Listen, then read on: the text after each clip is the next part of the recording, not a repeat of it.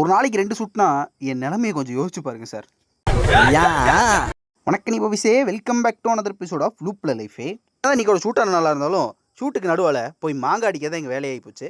நானும் மாங்கா ஜூ பண்ணிட்டேன். இத அடிக்க போறேன் அப்படின்னு ரெடி பண்ணிட்டு, கல்ல எடுத்து ஒரு வீசுனேன் பாருங்க.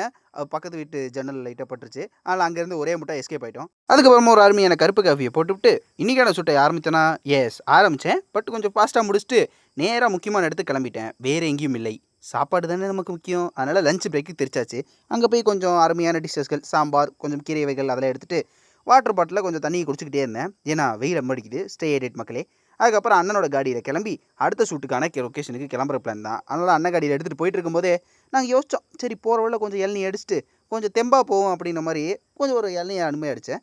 என்னன்னு தெரியல, இன்றைக்கி சாப்பிட்ட இளநீ கொஞ்சம் அருமையான டேஸ்ட்டாக தான் இருந்துச்சு. அதுக்கப்புறம் ஒரு வேளையை ஷூட் லொக்கேஷன் போய் கேமராவில் எடுத்து வச்சுட்டு லைட் செட்டப் போட்டு இன்றைக்கான ஷூட்டை கோலமாக ஆரம்பிச்சிட்டேன்.